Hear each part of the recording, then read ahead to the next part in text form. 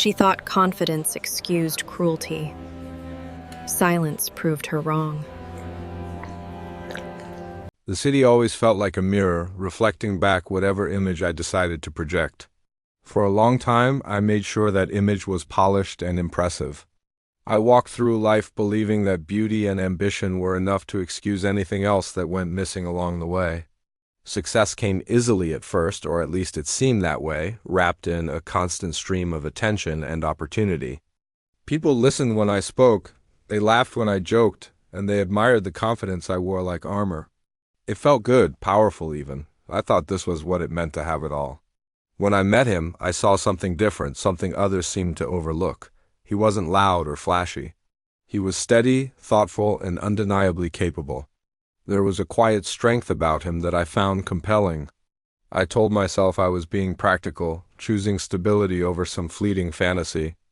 But I ignored a quiet warning that whispered in the back of my mind.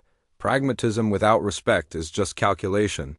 At first, I enjoyed the way he looked at me, like I was something precious, something to be cherished. That attention fed an ego I didn't realize was already hungry for more. Slowly, almost without me noticing, I started to confuse his generosity with an obligation. My gratitude gave way to expectation. It wasn't enough that he was kind. I expected him to be, as if it were his duty. My friends, well, they encouraged the fantasy. They reinforced the idea that I was settling, that I was somehow beneath my worth by being with him. Their words planted seeds of doubt and entitlement that I never bothered to challenge. I started laughing at jokes that diminished him, framing my cruelty as simple humor. Each laugh, each shared smirk, made it easier to say something worse the next time. It was a slow erosion of respect, one casual comment at a time. I noticed how he grew quieter in my presence, more observant. He would watch me, and I mistook his restraint for weakness. My confidence, which had once been my greatest asset, turned careless. And carelessness, I learned, is a short step away from cruelty. I operated under the dangerous belief that love meant forgiveness without limits, that I could say or do anything and he would just absorb it. The moment I truly crossed the line, I knew it instantly. The words left my mouth and hung in the air, toxic and irreversible. The silence that followed felt heavier and more suffocating than any argument we ever had. He didn't confront me, he didn't yell. He just ... withdrew, and that silent response unsettled me more deeply than any outburst could have. Distance replaced affection, and there was no explanation. I told myself it was temporary, a phase, that the comfort we once shared would return automatically. I didn't understand that comfort can only survive where respect remains. When he finally started setting boundaries, I reacted with disbelief, then anger. I had never considered that I could lose control of the situation, of him.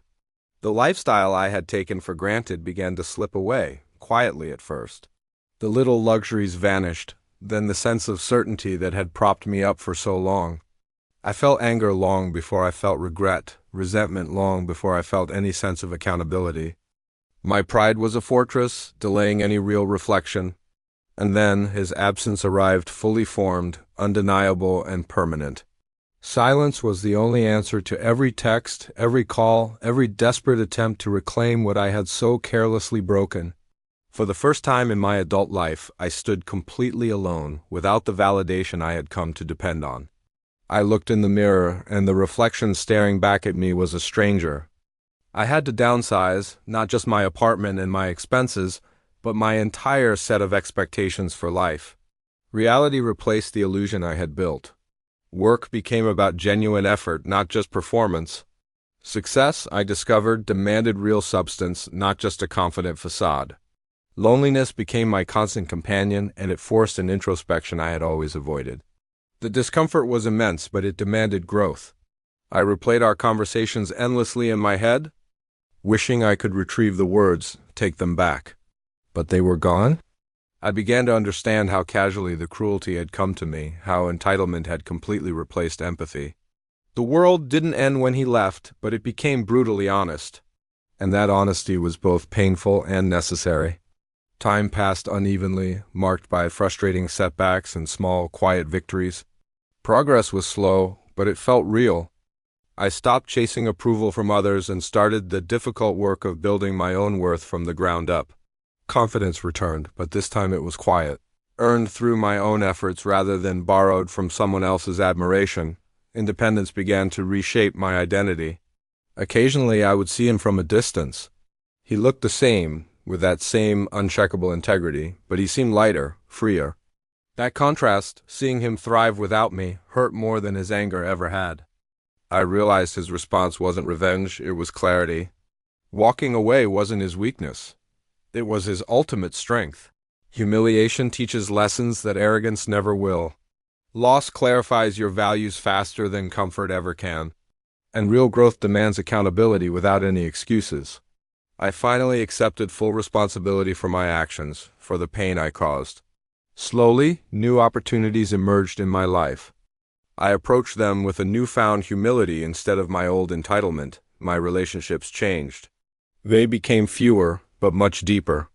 Trust began to rebuild itself, selectively and carefully. The past was still there, a part of my story, but it no longer held power over me. It informed my choices without defining my future. I stopped measuring my worth in possessions or attention. Meaning replaced performance. The city still reflected me, but the image had changed. Depth had replaced the polished surface. I finally understood that mocking someone reveals everything about the speaker and nothing about the target. I learned that respect isn't an optional component of love, it's the entire foundation. And forgiveness, I learned the hard way, is not guaranteed. Some losses are permanent, and they exist to teach you that lesson. I stopped chasing reconciliation with him. Instead, I started chasing integrity within myself. The future opened cautiously, shaped by intention rather than impulse. Hope felt grounded and real, not desperate. I accepted that some stories end without a reunion, that closure doesn't require a return. Standing alone no longer frightened me. In fact, it steadied me. The person I was becoming wasn't flawless, but she was honest. And that honesty felt more powerful than any applause ever did. Love without respect collapses, often quietly from the inside out. And respect, once it's lost, has to be rebuilt from within yourself first. The journey wasn't about punishment or seeking redemption in someone else's eyes.